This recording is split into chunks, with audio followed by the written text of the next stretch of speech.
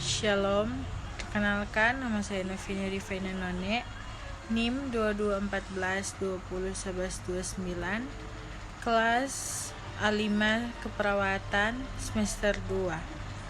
Video ini saya buat untuk memenuhi tugas mata kuliah dari komputer dasar dengan dosen pengampu Mary Meini Taju STMkom.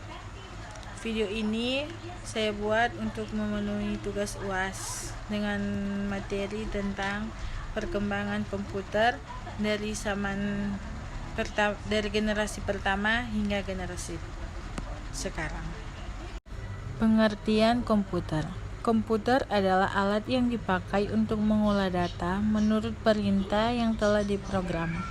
Kata komputer semula dipergunakan untuk menggambarkan orang yang pekerjaannya melakukan perhitungan aritmetika dengan atau tanpa alat bantu.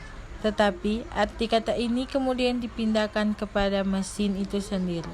Pada awalnya pengolahan informasi hampir eksklusif berhubungan dengan masalah aritmetika. Tetapi komputer modern dipakai untuk banyak tugas yang tidak berhubungan dengan matematika.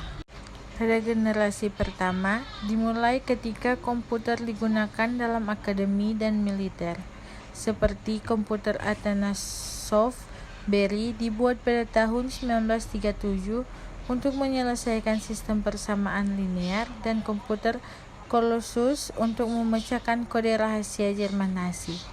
Kemudian ENIAC yang dibangun pada tahun 1946 menjadi komputer pertama untuk tujuan umum ketika komputernya dinyalakan untuk pertama kali.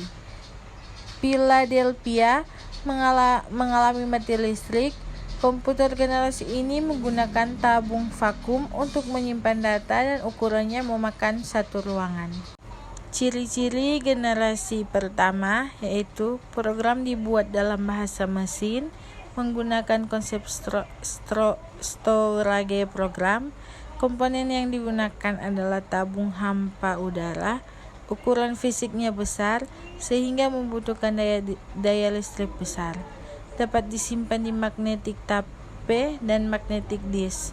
Contohnya komputer IBM 701 buatan tahun 1953 sebagai komputer komersial berukuran besar, dan IBM 705 yang dibuat tahun 1959 untuk industri. Generasi yang kedua dimulai ketika transistor menggantikan tabung vakum.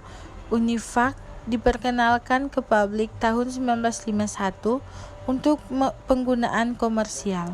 Kemudian pada tahun 1953, IBM memulai bisnis komputernya dengan merilis IBM 650 dan IBM 700.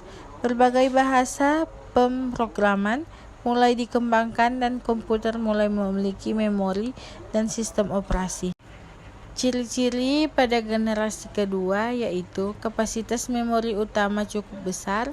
Komponen yang digunakan adalah transistor yang jauh lebih kecil dibandingkan tabung hampa udara, menggunakan magnetic tape dan magnetic disk yang berbentuk removable disk, mempunyai kemampuan proses real time dan time sharing. Proses operasinya lebih cepat, orientasinya pada aplikasi bisnis dan teknik. Contohnya komputer PDP-5 dan PDP-8 buatan tahun 1963 sebagai komputer mini komersial pertama. Selain itu ada pula komputer IBM 7070, IBM 1400, NCR 300, dan sebagainya. Generasi yang ketiga dimulai ketika teknologi transistor meningkat menjadi sirkuit terpadu. Komputer mini adalah inovasi yang signifikan dalam generasi ini dan mempengaruhi generasi komputer selanjutnya.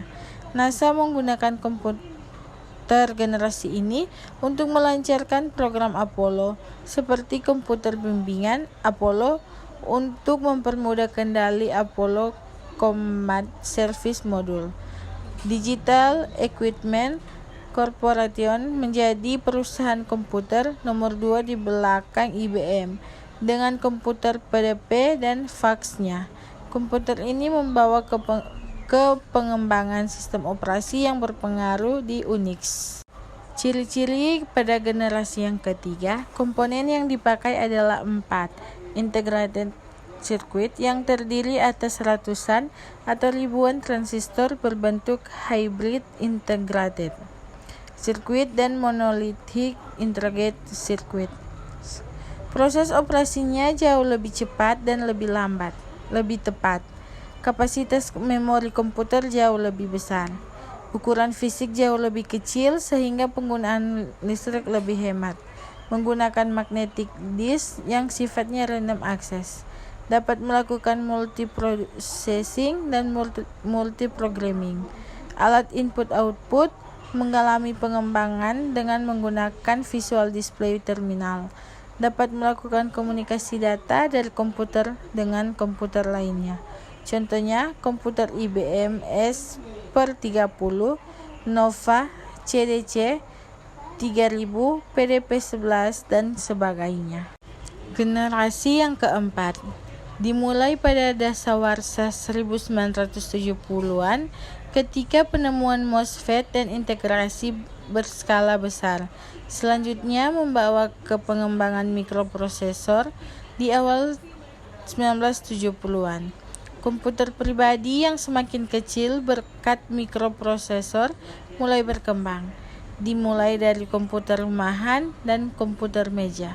Teknologi selanjutnya adalah laptop dan ponsel cerdas yang sangat fenomenal, membawa berbagai perusahaan teknologi ke dalam perang paten atas ponsel cerdas. Ciri-ciri generasi yang keempat, penggunaan LSI yang disebut juga sebagai bipolar large scale integration, menggunakan mikroprosesor dan semikonduktor yang berbentuk chip untuk memori komputer. Contohnya, komputer IBM 370 menggunakan Intel 4004 mikroprosesor yang dikembangkan pertama kali pada tahun 1971 oleh perusahaan Intel Corporation dengan menggunakan chip mikroprosesor. Personal komputer atau PC mulai berkembang sejak tahun 1977, contohnya komputer Apple II dan komputer desktop oleh Xerox Corporation. Pada tahun 1981, komputer mulai banyak menggunakan sistem Windows dan mouse. Generasi yang kelima digadang-gadang sebagai tahapan perkembangan teknologi paling canggih saat ini dan diciptakan pertama kali pada tahun 1980-an. Peningkatan dari segi visualisasi menjadikan tampilan visual pada komputer di generasi kelima mempunyai resolusi sangat tinggi dan begitu tajam. Negara yang mempelopori sejarah perkembangan komputer pada generasi kelima adalah Jepang. Dalam proses pengembangannya, terdapat penambahan komponen-komponen penting ke dalam sistem komputer modern saat ini. Hal ini dikarenakan komponen yang digunakan pada komputer generasi kelima adalah menerapkan ragam teknologi modern seperti superkonduktor, ULSI, dan kecerdasan buatan. Ciri-ciri generasi yang kelima yaitu komponen yang dipakai adalah VLSI, kemampuan komputer yang dikembangkan untuk memecahkan masalah sendiri dengan AL dapat diterapkan untuk mengoperasikan robot. Mulai dikembangkan komputer yang dapat menggantikan chip. Jepang adalah negara yang menelpori komputer generasi kelima. Sekianlah video presentasi UAS saya tentang perkembangan komputer dari generasi pertama hingga generasi yang sekarang. Terima kasih. Shalom. Jika teman-teman bingung mau kuliah di mana, mari bergabung bersama kami di Universitas Pembangunan Indonesia Manado. Dipersilakan nonton video berikutnya. Selamat datang di Universitas Pembangunan Indonesia Manado. yang terletak dekat dengan kawasan bisnis Bahu Mall Manado. Tempatnya di Kelurahan Bahu, lingkungan 3 Manado, sangat strategis di pusat kota Manado. Dibangun di atas lahan seluas 2,5 hektar, Universitas Pembangunan Indonesia Manado berdiri megah dengan ruangan 7 lantai, terdiri dari ruangan kelas, ruangan kantor, perpustakaan, laboratorium komputer, laboratorium keperawatan, pengadilan semu, dan laboratorium bahasa, kantin, serta rooftop di lantai atas. Universitas Pembangunan Indonesia Manado memiliki 6 fakultas dengan program studi, yaitu Fakultas Pertanian, Prodi Agribisnis, Fakultas Hukum, Prodi Hukum, Fakultas Teknik, Prodi Teknik Elektro dan Teknik Sipil, Fakultas Ilmu Sosial Ilmu Politik, Prodi Ilmu Politik, Fakultas Sastra, Prodi Sastra Inggris, Fakultas Keperawatan, Prodi Ilmu Keperawatan, dan Profesi Nurse.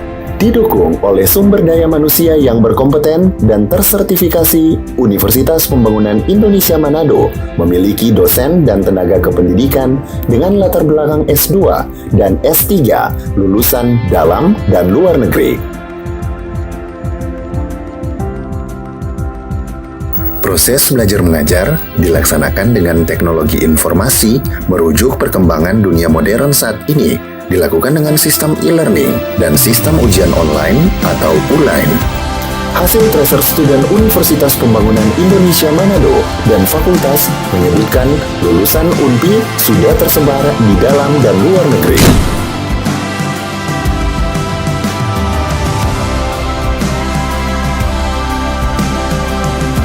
Selamat bergabung putra-putri terbaik bangsa. Kembangkan dirimu, raih cita-citamu setinggi bintang di langit.